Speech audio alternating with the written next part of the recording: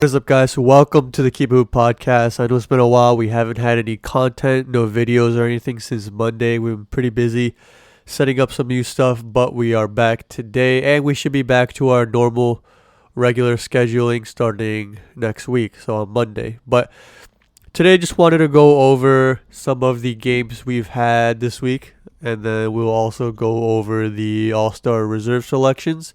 So stay tuned as we will do that at the end of our episode. If you're watching or I guess listening to this on YouTube, please do remember to like, subscribe, share, and comment, and also hit the bell icon for notifications. Again, we will be back to producing a lot more videos and content starting next week. So with that out the way, let's start looking at the games. Again, so Monday's the last episode we did, and Monday, not too many games. I think it was 6 games on Monday. Suns had a 32-point win over the Trailblazers, and they continue to prove just how good they're playing. And it's one of those teams that I think get underappreciated and not really talked about. I know when you're usually in NBA circles, the hot names are Brooklyn and the Lakers and the Clippers and the Sixers. And the Suns have a very good record right now, and they don't get, I think, the full appreciation they deserve. And they continue to beat solid teams and continue to string together wins. They look really good. The Jazz had a very big win over the Hornets, winning by 22 at home.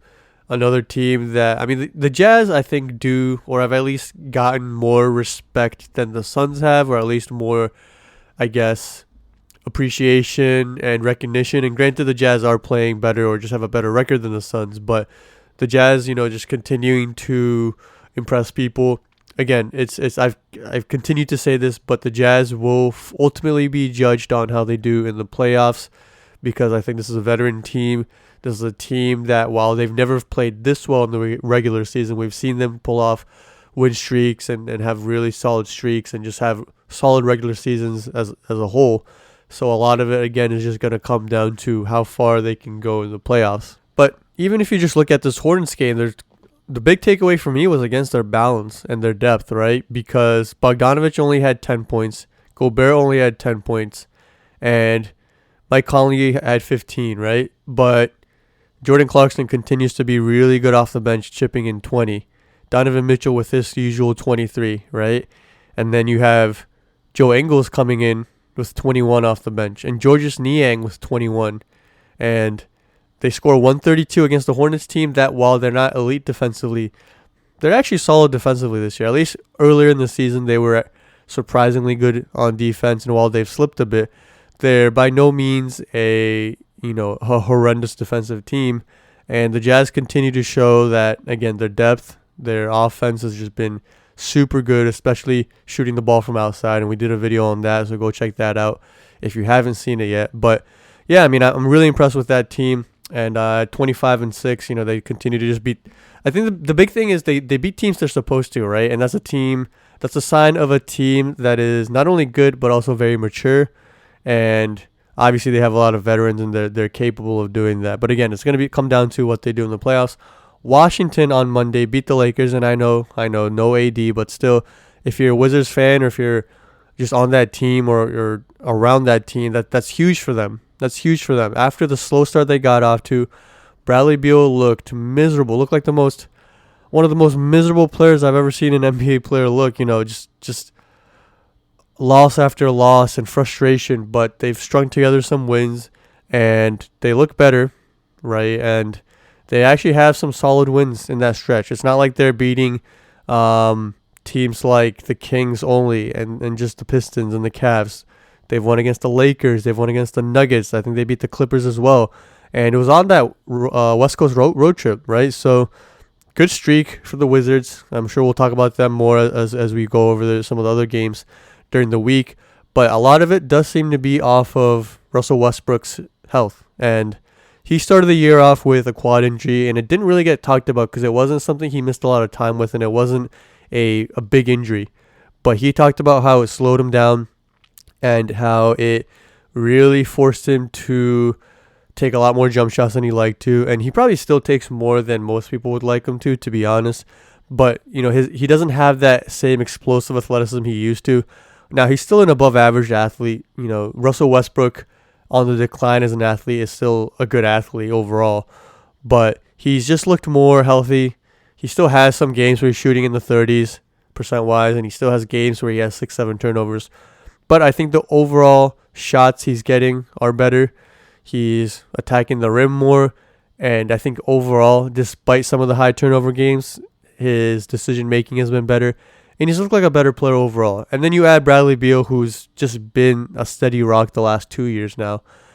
You know, just scoring 30-plus points a game. He's upped his assist numbers recently. And, yeah, I mean, that was a big win for the Lakers. And, you know, they did give up 124 in that game, but it was an overtime game. So it is what it is. Their defense hasn't been great this season, right? At times it was horrendous, and it was saved only by Brooklyn being even worse for a lot of the year. But I will say their defense looks better recently, especially down the stretch when you're looking at fourth quarter games or overtimes or just when they need to get stops. I think they're able to do it a bit more than they were at the beginning of the season. Because if you remember, even when they started really bad, right? They were like 2-9 or 2-10 or something. They were still losing. Like, those games were close. It's not like they were losing by 30 and you were like, wow, this team just has no talent. They're horrendous. They're awful. A lot of it was just not being able to get stops down the stretch because they were still scoring a lot, especially when they still had Thomas Bryant, right? So they had Thomas Bryant, Bradley, Russ, Hachimura. Like, they can score. They can score with most teams in the NBA. They just couldn't get stops. And I think the one thing that's turned around, again, outside of Russell looking a bit more healthy, has just been they've been able to get more stops down the stretch when they need to. And granted, they don't play 48 minutes of lockdown defense. They have enough offense where as long as they get enough stops down the stretch, they can pull out some wins. And I think that's what they've been able to do. Team morale does obviously look better, and they're in the Eastern Conference. So lucky for them. After this win streak, you know, they're right back in the playoff picture. And I don't know. I mean, that says less about the Wizards than it does the Eastern Conference, right? And as you guys know, if you've listened to us before or have watched any of our videos, I'm a huge Knicks fan. And it pains me to say this because they are in the Eastern Conference. But they're in a situation now where, right, like the Wizards are just right out of playoff contention after, you know, starting the year off horrendously. So obviously good news for them, and it is a clear sign that the East is pretty bad this year, right? But they're right back into it, and maybe it's not a lost year for Bradley Beal and Russell Westbrook. And there's even rumors that they're trying to go after a guy like Kristaps, and I don't know what. I mean, I guess they'd have to give up a guy like Denny, maybe possibly other guys, and then obviously there's going to be a lot of picks added to that. I don't think Dallas lets go of Kristaps, at least not yet. I know the rumor is they've shopped him around, but I don't think it's been serious. I know Dallas hasn't gotten off to the start they wanted either. But speaking of Dallas, they beat Memphis 102-92, and you know, that's another team. We've talked about this over and over. I think, at least personally, expected more from them, and they've struggled a bit. But, you know, in their last 10, they are 7-3, right? And so they're 15-16. They look better. I don't think their play has looked super great, but they're winning games, and that's at the end of the day, that's all that matters. 7-3 in their last 10. And again, they're in the 10th spot, right behind Memphis. So it was a big game. And I know it's early in the season, but the Western Conference is so close and so packed, especially towards the lower end of the standings, that playoff positioning can be changed within a game or two. And you play a team that you're trying to pass, or I guess in Memphis' case, you're trying to be a team that you're trying to hold off. These games are big, and it's a game where Memphis only managed to score 92, and in today's NBA, 92 is pretty low. Even 102 for Dallas is low, but it was a low-scoring game so overall. But, you know, Dallas, Tim Hardaway's been big for them. Tim Hardaway went off for 29 points that game, and I think this is a stat from earlier in the week, so the numbers might be a little off. But the Mavericks are 6-1 when Tim Hardaway Jr. scores at least 20 points, right? And he's at 17 points per game this year, so a very solid season overall. But That means if he plays even just above his average, right? So 17 points per game is his average, and they're 6-1 when he scores at least 20. If he plays just a little bit above average, and he's able to give Luka that consistent second score, because there's guys who on that team can be second scorers, but it's not as consistent, right?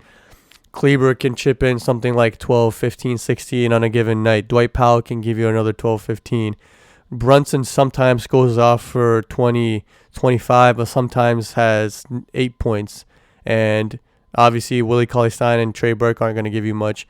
And Kristaps, he's been off and on, and he's going to give you probably around 19, 20. But again, he's been out of the lineup some. Josh Richardson is a guy that's capable of going off for 20, 25 on a given night, but consistency isn't really his thing, scoring-wise. So they really need Tim Hardaway to be that guy, especially when KP's out. And again, he went off for 29, and yeah, they continue to play well as of late. And again, Dallas was one of those teams I had high hopes for coming into the season, especially with some of the moves they made. I thought the moves they made were really good because they became a better defensive team without giving up a lot of shooting. We've yet to see them kind of put it all together, but again, 7-3 in their last 10, so they are on their way, and they're playing a lot closer to the style of basketball, or at least to the quality of basketball that I expected from them coming into the season. And then you have the Bulls winning 120-100. The Rockets continue to struggle while the Bulls continue to make themselves a playoff contending team. And look, just very impressed with that Bulls team. I didn't expect much from them coming into the season. I thought it was going to be another lost year where they're just trying to figure out who they want to keep and who they don't. And they're doing all of this without Markkanen. Markkanen's been out for a while now with an injury. And Thaddeus Young, man, I got to give it up to him. He's been playing so well for that team. I think he missed the first week or so with an injury, but he's come in and just done so much. And he's done a little bit of everything. On Monday, in 20 minutes, 17 points, 8 rebounds, 5 assists. He's a guy that can switch on and guard multiple positions. He can get his own points. He can play and score within the flow of an offense. He's not a ball stopper, but he can also, move the ball around and get guys involved, and a good rebounder. He's such a good player. And he was a guy that I expected Chicago to trade at the trade deadline, only because I didn't think Chicago would be in this position. And I thought that a contending team would love to have a guy like that, right? You put him on a team like Milwaukee or Dallas, and I'm not even thinking about what those teams would have to give up, but any contending team would love a Thaddeus Young, starting or coming off the bench, right?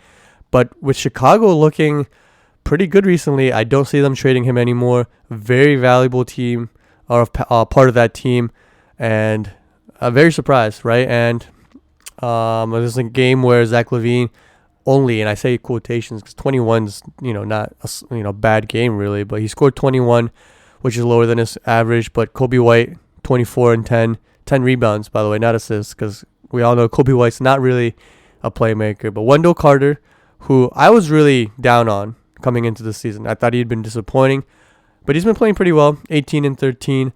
And Patrick Williams, pretty good game from the rookie, 14 and 7.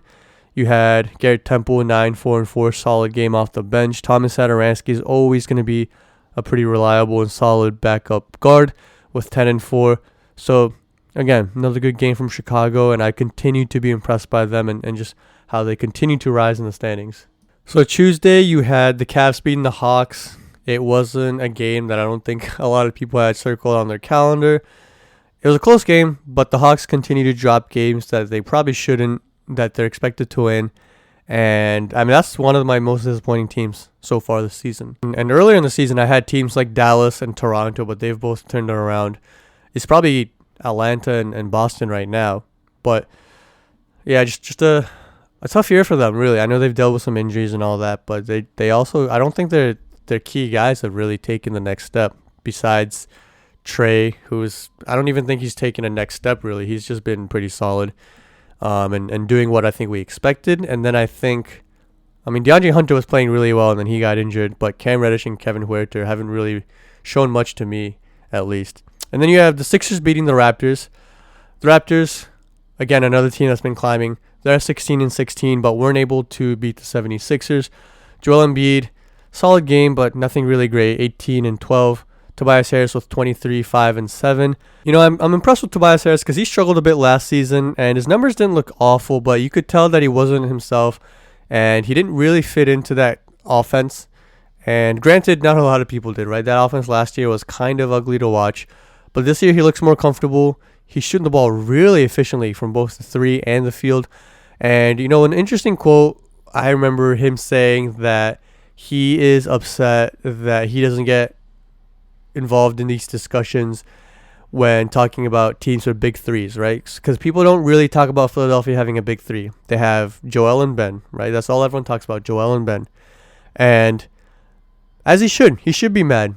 He's a guy that played really well in his last year on the Clippers, came to Philly and has kind of been the odd man out, but he's worked on his game, continued to sacrifice a bit, and has adjusted to the point where he's a very crucial part of this offense. And, they need him on most nights. That being said, again, I think he should be mad, but I still wouldn't call him a big three. I think he's a very, very good player, but I don't see him on the same level of importance as the other guys, especially when you take into account what Ben and Joel do on defense, right? But still, very good season from him. He continues to play well. 23 points from him. Ben Simmons, 15, 7, and 9. Korkmaz coming in with 19 and 7 on that night was a surprise. Continues to spread the floor. Very solid presence out there. And Seth Curry missed that game, which is probably why, Korkmaz was able to play 28 minutes. And you had Shake Milton playing 30. Matisse Thybulle playing even a bit more minutes than he has been able to get so far this season. The Warriors going into MSG and picking up a big win on the road against the Knicks. This was a game between two teams hovering around 500, again, battling for playoff positioning. And the Warriors, Steph Curry, man, continues to just prove guys wrong, continues to prove that he's still at the top of his game, playing some of his best basketball. 37, 6, and 6. And, Wiggins chipped in 16. Kelly Oubre, who has been playing better, right? He's not shooting great from three still, his percentages from the season. But, is playing better, definitely. And he chipped in 19. Wiseman coming off of, I think, missing about 2 weeks from his sprained wrist, dropped 14 points in his return in just 16 minutes. So overall, good win for Golden State. For the Knicks, Julius Randle had 25 and Alfred Payton had 20. Derrick Rose had 16, but they struggled. And RJ Barrett, 4 points in 27 minutes. It sucks to see, man. It really does. And I actually did an article for SB Nation. I do freelance for them right now.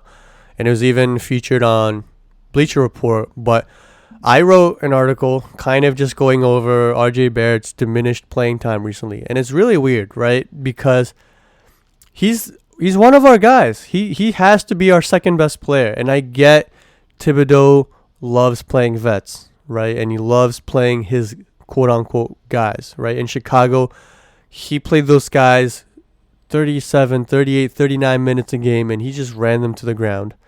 And his bench didn't play a lot. And even off his bench, it was a lot of just the veteran guys, the Kirk Heinrichs, right? And for this team, his guys are obviously it's Julius Randle, and for some reason, and I know this has been a hot topic, not as much around the NBA, but especially for Knicks fans, Alfred Payton. Thibodeau loves him some Alfred Payton with his sometimes suboptimal shot selection, his good defense, but annoying to watch offensive play at times. But Thibodeau loves those guys, and he continues to ride them. But yeah, I don't really know why RJ's missing the playing minutes, because at the beginning of the season, he was leading the league in minutes per game at one point. And obviously RJ's young. He's not tired or anything. He's not injured. And has he played worse recently? Yeah, he's definitely, his offense is taking a hit. But I think it goes both ways, because if you're a young player, especially a guy who's looked at to be one of the franchise guys on your team, or your coach is giving you a short leash, that can be rough. And you're always feeling like, I have to start the game 5 for 5, or I have to play really well from the start. And you want to have your young player, your star, your face of the franchise, being able to go out there and play comfortably, playing himself, letting the game come to him, And I feel like Thibs isn't really allowing that recently, and it sucks, man. And I know Thibs wants to win now, and he's gonna put guys that are playing their best, playing their hardest. But look, us winning and getting to the playoffs and lowering our draft position is only worth if it's our young players getting us there and getting the valuable experience. If we're getting to the playoff off the heels of Julius Randle and Alfred Payton and Derrick Rose and Alec Burks and Reggie Bullock and Taj Gibson, it doesn't mean anything. And in fact, it is worthless, and it's not a worthwhile way to do things as a team that's trying to build for the future. I'm always glad when teams like the Nets before they got KD and Kyrie, or a team like Dallas last year, right? When those teams make the playoffs, yeah, they're not getting the lottery picks that they would want to continue to build their team, but that's fine because they're letting their guys develop, right? For the Mavericks, Luka Doncic got such valuable playoff experience throughout the one round that he played, right? They were a one and out team. Even then, that was such a good experience for him to get that taste and to keep him hungry and motivated.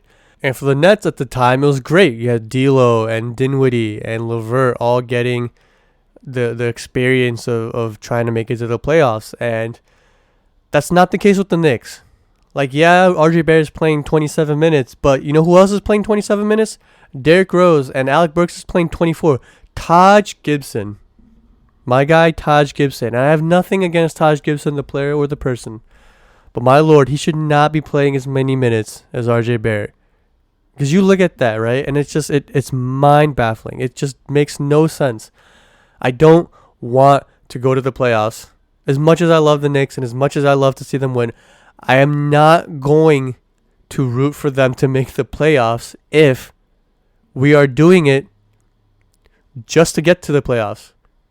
I want to get to the playoffs to continue to develop RJ Barrett, to continue to develop Emmanuel quickly, and when Mitchell Robinson comes back, to continue to develop him. If those are the guys that are getting us to the playoffs, and I'm not saying RJ and Quickly and Mitchell Robinson have to be our three best players on a nightly basis, but at least let them play. Quickly had 13 minutes on Tuesday. This is not the way I want to get to the playoffs, and I'm going to continue to say this for as long as this happens because, look, I'm appreciative of what Thibs has done this season. I think he's turned this team around very quickly and gotten this team to play very well together and very hard together and turned it around, especially on defense. And I'm very impressed with the coaching job he's done. But please, just play the young guys, man. Our job, and look, I know Thibs wants to be competitive, but our goal for this year isn't to be a playoff team. Being competitive is a secondary goal, regardless of what Thibodeau and Worldwide Wes and Leon Rose and James Dolan, regardless of what they tell you, being competitive and making the playoffs is a secondary goal. The number one goal is still develop the young guys. And if that doesn't happen, if you can't cross that off the list, I don't care about number two, right? Number two shouldn't matter if we can't develop our young guys, because we're going to be right back next year where, all right, we're not going to know. We're not going to know if Emmanuel Quickly is a guy we can build around. We're not going to know if RJ Barrett can be that guy. And we're not going to know if Mitchell Robinson can turn out to be a DeAndre Jordan in his prime type player. We have to play our young guys. And it's just, man, it's frustrating. It really is. I don't care that we lost to the Warriors. I just want to see RJ play more than Taj Gibson, man. It's sad to see. It's frustrating, man. It really is. It shouldn't be this way. That's all I'm saying. And I know if you're not a Knicks fan, you guys are probably saying, shut up, or look, stop worrying. It's just one game, or or maybe you guys don't think RJ Barrett's that guy. But if you're a Knicks fan, you guys know exactly what I'm talking about. Like, this can't be the way. This can't be the way. And I'm really happy with what Julius Randle's done, but it's not it, man. This season still has to be about the young guys. So coming off of my little rant, my tangent, right, we have some other games. The Celtics lost another game to, this time, the Mavericks. So the Mavericks were able to continue their win streak. But Boston, man. Again, I said this, most disappointing team so far, especially recently. They just, I don't know, man. They need Marcus Smart and maybe more, but they definitely need Marcus Smart back. They're missing something. They're missing that heart and soul, and Kemba's obviously been the hot topic, been off and on. Yeah, it's been sad to see because I like that Boston team. I actually don't like the franchise, but there's multiple guys on that team that I like as players, and I had high hopes coming into the season for them. A team that brought back the core of their roster, and I thought they made some good moves in bringing Tristan Thompson and Jeff Teague. Now both of those guys have been pretty disappointing for that team, but yeah, bad loss for them. Nets beat the Kings, and they continue to play well. No KD, no problem. De'Aaron Fox continues to play well, right? He had 27 and 8, but the Kings have just gone on a huge losing streak, a huge slide. Bruce Brown has been outstanding for the Nets, 29 points, and I thought he should have played more to begin the season when they were struggling, especially on defense. But he just makes a lot of the right plays. He hustles really hard, and yeah, big game for him. James Harden with 29, 14, and 11. He's putting up ridiculous numbers again, and looks really good while doing it. They're having fun. Kyrie with 21, 7 and 5 of his own. Joe Harris with 18, who he's just looked. He's always been a solid player, right? Ever since coming to the Nets, but him with James Harden seems to be on another level. And yeah, they still give up 118 to the Kings, so it's not like Brooklyn's had all their defensive troubles figured out, but they look really good. 42 points in that first quarter, and I know it's against Sacramento, but let that sink in. 42 points in the first quarter, right? Milwaukee beat the Wolves 139 to 112. It is what it is, right? That's a game they should have won. And at least they are taking care of business. They're beating teams that they should beat. And that wasn't the case at one point when they were going through the losing streak. They were losing games to teams like the Thunder. So Milwaukee starting to figure out a little bit. The Clippers beat the Wizards, and they were finally able to end their winning streak. Kawhi Leonard with 32, Paul George with 30, Reggie Jackson with 17. And it seems like besides Paul George and Kawhi, the Clippers always just have one other guy. Reggie Jackson or Zubac or Marcus Morris or even Terrence Mann. One of those guys seems to go off for 15, 20 points. And as long as they continue to play solid defense and Kawhi and PG are giving them a combined, 60 to 70 points, they should be fine, right? As long as they have one of those guys stepping up. So I think, if you look at the record, obviously Washington started off slow, so it doesn't look like an impressive win. But considering that Washington had been playing well, good win for the Clippers. The Nuggets beat the Blazers 111 to 106. Derrick Jones with 18 was the highlight. Whenever you can get 18 from Derrick Jones, I think you have a pretty good chance of winning. Cantor continues to play well. Another double-double with 16 and 14. Dame with 25, 13, and 7, continuing his playoff or MVP race, I guess, his campaign. Carmelo Anthony with 24 and 4. That's another guy who guys continue to sleep on, and man, he can still play. And there's a lot of contending teams who wishes they had a guy like Carmelo being able to come off the bench and spot start and give your team 20, 25 points when they really need it. And he's just been a godsend for that team ever since he came over last year. And as a Knicks fan, man, I'm just happy. I'm just happy to see him thriving and just playing well and always happy, always fun to see Melo do his thing. So let's go over the Wednesday games. The Hawks beat the Celtics by 15. Tatum with only 13. Jaylen Brown managed only 17. And Jeff Teague, who got a lot of playing time, had 14. Probably his second best game of the season. But no Kemba in that game. And obviously when Jason Tatum and Jaylen Brown struggle to score, when they combine for 27, they're going to lose. They're going to lose every game, even when they get Marcus Smart back. But especially right now without Smart, if those guys aren't going to score, they're going to lose. And they gave up 127 to the Hawks as well. So really bad loss for Boston. Big game for Gallinari. I think he had a career night shooting the ball from 3, 38 points. Trae Young with 33.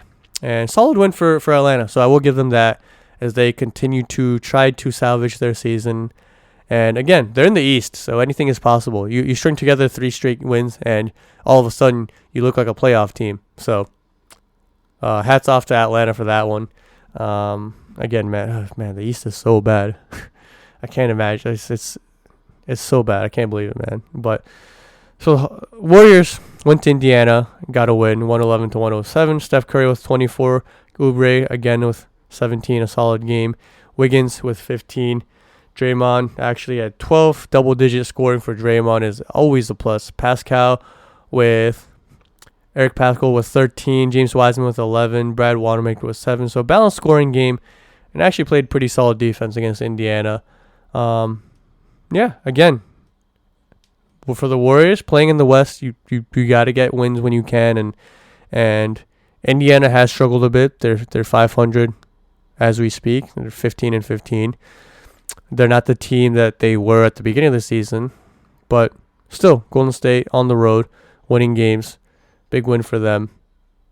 I'm just super impressed with Steph, man, and Golden State. I think if you put gun to the head and put them on a lie detector test, I think they ideally would want a lottery pick and to continue to try to build this team. So next year you can have Steph, Clay, Draymond, Wiseman, and then a lottery pick. But Steph isn't really letting them do that. Steph is continuing to have an MVP type season and is on a campaign to prove to people that he is still one of the best players in the game. And he's at night in and night out, man. He's just playing really good basketball, and he's not really letting the Warriors lose. You had the Heat beat the Raptors, and two teams who started this year pretty slow, but playing better as of late. Now, big win for Miami. Toronto did have a solid game. OG had 14. Norman Powell had 17, but Siakam, 5 points. That's not going to get it done. Again, he has some of these games where he's just such a non-factor, and it's disappointing because we've all seen what he's capable of. Seems like a great guy, and I root for him, but he hasn't really taken that next step. If you're going to be the guy, right, that guy, the face of the franchise, which Pascal looked like he might have been able to become after improving 2 straight seasons, has really struggled the last season or so, like the second half of last season, or at least the playoffs, and then now this year. He has games like this, and you can't have games like this. And Kyle Lowry had 24, Fred VanVleet had 24, and then again we mentioned Powell with 17 and OG with 14. If Pascal has not 5 but instead has 15, they win this game probably. But you just can't have 5 points, especially when you're struggling, when you've lost the games that they've lost at the beginning of the season. You have to start winning these close games, and you need your best players to play like the best players, right? Miami had a good game too, though. You know, Jimmy Butler with a near triple-double, 27, 10, and 8. Bam had himself 19, 12, and 4. Duncan Robinson with 17. He played well again. He's that key that they need, right? And when Goran Dragic is in the game, I think it does help him. Goran Dragic has come back. He had 15 in 21 minutes. Did pick up the win without Tyler Hero. So, good win for Miami. What else did we have on Wednesday? The Hornets ended the Suns' little streak. A good game. Really good game to watch, actually. Hornets won 124-121. Gordon Hayward continues to play solid, 20 points for him. You had 10 points from P.J. Washington, Cody Zeller. Terry Rozier struggled a bit with only 10 himself, but Malik Monk with a big game with 29. And Malik Monk's such a question mark because, and I'm pretty sure I've talked about this on this podcast before too, but he's one of those guys that has all the talent, right? Like, he's really athletic. He has decent wingspan. He's athletic as hell. And he just underperforms a lot of nights. And then sometimes he has games like this where you're like, wait, maybe Malik Monk could be a 20 points per game scorer. And I know he's still young, so maybe he can become, a bit more consistent. But really big game from him. LaMelo Ball continues to impress, 28 and 4 from him. And, for the Suns, Mikal Bridges only with 12. I think he's another one of those guys that's really important for that team because when he gets up to 15, 18 points per game, that team is really elite and really hard to stop. Devin Booker did have himself 33.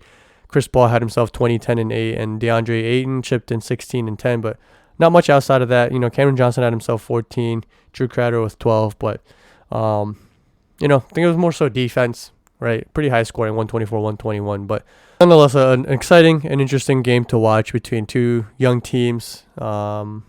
really jockeying for playoff positioning. The Jazz beat the Lakers pretty handily by 25. And there was, again, no AD. We'll continue to say that. He's going to be out for a while. LeBron really struggled, 19 points, and only ended up playing 28 minutes. I mean, this game was pretty much over. I want to say mid-third quarter. But, yeah, I mean, the Jazz just taking care of business, winning games that they're supposed to win. And, again, just another balanced scoring night. 16 from Bogdanovich, 18 from Gobert, only 13 from Donovan Mitchell, 14 from Conley, 18 from Clarkson, 12 from Favors. Yeah, when you play good defense like Utah does and then you get balanced scoring like that, it becomes a really hard team to stop. Then we'll finally look at the games from yesterday. Philadelphia, another win against Dallas this time. Dallas really struggled offensively. They really did. Luka Doncic only had 19. Josh Richardson only had 13. Tim Hardaway had 12. Again, he's that key, right? And that was really it. Jalen Brunson had 11, and they just couldn't get it done. There's no offense that night. And Philadelphia continues to show why they're considered one of the best defensive teams in the league. Joel Embiid with 23, Ben Simmons with 15, Seth Curry with 15. Seth Curry took some time to get his legs underneath and get back into shape after missing some time with the COVID-related issues. But he seems like he's back. He seems more comfortable and back in shape. He's looked good over the past few games. And he's kind of like the Tim Hardaway for Dallas. When he's able to score 15 to 18, it really helps the Sixers out, right? Because it gives them so much more spacing, and it just gives them that, I'd say, third threat, really, because Ben Simmons isn't a guy that's going to continuously look to score. I wish he did. They would be the best versions of themselves if Ben Simmons was super aggressive and you had, I guess, the quote-unquote big three looking for their shot, and then Seth was that fourth X factor, right? The fourth guy who can give them 15. Nonetheless, Seth Curry, very important to that team. And he showed, I mean, it was just a super good pickup. I have nothing against Josh Richardson, but when the Sixers and Mavs, so these two teams made that swap, I thought it was good for both teams, but Philly really, really needed that shooter, and he's helped a lot. And Seth has also benefited from the attention that Ben Simmons and Joel Embiid take, right? So he's able to get good shots off, and granted, he was able to do a little bit of that in Dallas. Now you have multiple guys who are going to take on double teams and just have the respect of the defense, right? So good win for Philadelphia. They continue to be, I think, the best overall team in the East, and I know Brooklyn obviously still has the highest highs and the highest potential just because of the superstars they have and what they're capable of. But Philadelphia, when they're firing on all cylinders, which admittedly isn't all the time, but they do just look more consistent and mature than they have in the past. When they are firing on all cylinders, they look really good on both sides of the ball, which you can't say about Brooklyn. So that is something I will give the Sixers. The Knicks won 140 to 121 over the Kings. And for the Knicks, it was Alec Burks, 24 points in 25 minutes. RJ Barrett, again, 12 points in 25 minutes. You heard what I had to say about that earlier on this episode. Julius Randle was 21 and 14. And this game was pretty much over midway through the fourth. So a lot of garbage time towards the end.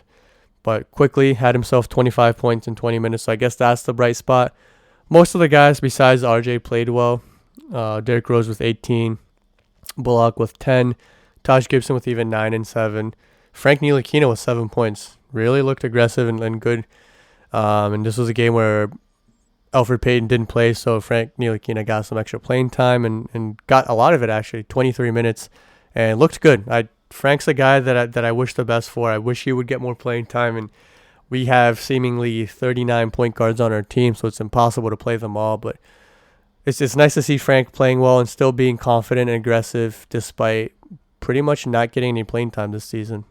So that was nice to see, a little, I guess, morale victory on top of the actual victory for the Knicks fans. Nets won pretty handily over the Magic, and I feel bad for the Magic because, again, that's a team we haven't really covered or talked about. But it's been pretty much a lost year for them. Vucevic continues to put up good numbers and try to drag this team to the playoffs, but they've just had so many injuries, man. Between Fultz, and then you had the Jonathan Isaac injury in the playoffs at the bubble last year. You had Aaron Gordon missing a lot of time. It sucks, man. It really sucks to see. And injuries are obviously never a thing you want to wish on a team. But whenever you see a team dealing with this many injuries, I mean, they're just so depleted. The thing or silver lining, I guess, is that they're able to kind of just give guys minutes that might not have gotten it were it not for the injuries. And you kind of see what you have in some of these guys, because you have, Dwayne Bacon's getting 24 minutes, and he's someone that they picked up from Charlotte, a young player who, we might still see continue to improve. Chasson Randall, former Knicks, shout out, Knicks legend right there. He's been able to get a lot of minutes. Chuma Okeke is a guy that I didn't think would get a lot of minutes coming into the season, but he's been really impressive, and I know the coaching staff is really high on him. Even Mo Bamba getting minutes, and I didn't know if we were ever going to see Mo Bamba back in a Magic uniform when the season started, but he's been able to get some minutes here and there as well. So, I think you just have to take what you can, and it's going to be hard for them to make something out of the season. But again, if they can try to develop guys like Okeke and Bacon, and maybe Randall turns out to be a guy they keep on the roster after him being out of the NBA for a couple of years. Maybe you look back in a couple of years and say, all right, maybe that year wasn't completely lost. But, good game for Brooklyn as well. 27 from Kyrie, James Harden with 29 and 7, 14 apiece for Joe Harris and Bruce Brown. And there's garbage time, so even guys like Chioza, Tyler Cook, and Claxton got some minutes. Tyler Johnson had 20 minutes. So, you give guys like Kyrie and James Harden a bit of a rest. Kyrie only played 30. Bruce Brown and Joe Harris only played 25, 26 minutes. So, one of those feel-good wins for Brooklyn. Grizzlies beat the Clippers 122-94 in a blowout win. Kawhi with only 17 and Paul George with 13. So that's where it comes down to again, right? The Clippers defense was really bad, giving up 122 to Memphis. But, even when they had Ibaka with 13 and Reggie Jackson with 12, that's a game where, again, they still need Kawhi and Pat or Paul George to combine for 60, 70 points. Because if they do that, this game's winnable. But both of those guys struggled and the defense wasn't there. So a pretty bad loss for the Clippers. But, the Grizzlies were able to do with Ja Morant only having 16. Pretty balanced scoring because they got 13 from Kyle Anderson. And Kyle Anderson's been playing really well, having a career year. He's shooting the ball from three a lot better this season, making and taking a lot more. And that's opened up his whole game. And he's always been someone who's been able to do a little bit of everything, but hasn't necessarily been the most consistent. But he's putting it all together this year. Dylan Brooks with 19, Grayson Allen with 10. And yeah, just a good team effort. Tyus Jones with 20 off the bench was obviously huge for that team. But I'm not worried if I'm a Clippers fan. I've been still pretty satisfied and content with the quality of basketball they've been playing this season. If you're Memphis, maybe they've turned the corner. They continue to, I will say that they continue to play teams tough, and I think their record is more or so representative of the talent they have. I think they do win games they're not supposed to, and in the games they lose, I don't really think they lose too many games they're not supposed to lose. I think they just end up losing games they're, outmatched in, and they do end up winning games they're not supposed to win, like this one, right? So I think they are actually playing pretty much to expectation. But I will say they got off to a bit of a slow start. But Memphis is going to continue to be that team that fights and battles. And because of that, they're going to win games that they're not supposed to. The Wizards continue their good play overall. And I know they lost to the Clippers, but get back on the win column with a win against the Nuggets. And the Nuggets continue to just be such an inconsistent, disappointing team. But this play came down to the last play of the game. And I don't know if you guys saw it. If you guys haven't yet, go look it up. I'm sure it's on YouTube, Twitter, or Instagram. It was a 2-point game. The Nuggets get the rebound with about 6 or 7 seconds left. They have a 3-on-1, possibly a 4-on-1 fast break. And I think it was Jamal Murray with the ball. And he stops at around the 3-point line. But, now get this. All right, there's one defender, right? 3-on-1. The other guys on the Nuggets also all stop at the 3-point line. I think it was Campazzo on the right elbow stops at the 3-point line, because why would you go to the rim, right? Why would you want a wide open layup to win the game, or at least tie the game? Actually, it was to tie the game when you can get a 3 to win the game. I don't know, because MPJ also went to the corner, And maybe it was a communication error where one of them wanted to stay out and the other one goes to the rim, because you don't want a situation where they both go to the rim. But yeah, I don't know. That shouldn't happen. And that only happens in today's basketball where everybody wants a three. And maybe it was just muscle memory taking over, but you got to get a layup there. Like, it's a fast break. I don't care if you get fouled. I don't know. If they go for the layup and they miss, I'd rather that. But like, man, to lose like that is a head scratcher. It's mind boggling, and I'm sure Mike Malone, who's one of the more vocal and hard nosed coaches, he can't be happy with that. Not that any coach would be, but he's got to be fuming at that one. It looked really bad, but Washington, another good game from them, man. Bradley Beal continues to do his thing, 33 points. Rui Hachimura with 20 points. And whenever he can get that kind of production and become that third offensive threat for the Wizards, that team is very dangerous. Raul Neto with 15, Robin Lopez with 10. Denver, Jokic had 24, and Jamal Murray had 34. Michael Porter had a good game besides the blunder at the end with 18 and 10. That's a game, if you're Denver, you want. Again, you have those three guys playing well, and that doesn't necessarily happen all the time for that team this year. It really hasn't. So you finally get your big three, quote unquote, to play well, and then you lose to a team that you should beat at home because your team wants to not go for a layup. That's insane, man. That's insane. So, yeah, that was crazy. A crazy way to end the game. We're going to end this episode with two things, right? We're going to talk about the All-Star Reserve. But before we go over that, I want to talk about the possible Kyle Lowry trade real quick. So Kyle Lowry has said that he would ideally like to play for his hometown team, the Sixers. And the Raptors said that while they don't know if they will trade him or not, if they do, that they will respect him and reward him and trade him to a contender. So I think besides the Sixers, the teams that would be interested the teams that they would, consider would be the Heat and the Clippers. The Heat, I don't know what that trade would look like. Future picks, and maybe I don't think Precious would be involved. Maybe it's just salary cap guys. I don't really know who gets involved in some of these trades. The Clippers don't really have anything to give up. Philadelphia is the one I want to see the most. And maybe Toronto asks for Maxey back. If I'm Philly, I do it because I think this is a year where you can go all in. I don't know if Philly will give up Maxey because I know they're really high on him. They love Maxey. And to be fair, he's played well, and he is a player with a pretty good amount of potential as well. So I don't know if that trade happens, but I just wanted to speak on that real quick. I mean, I do want to see it. I do. I think the Raptors, while they've been playing better, they're not going to be a playoff threat.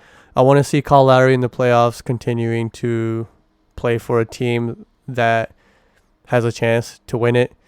And I think Philadelphia would be a great opportunity. Philadelphia gets another hard-nosed defensive guy who's been there and done that, who's won it.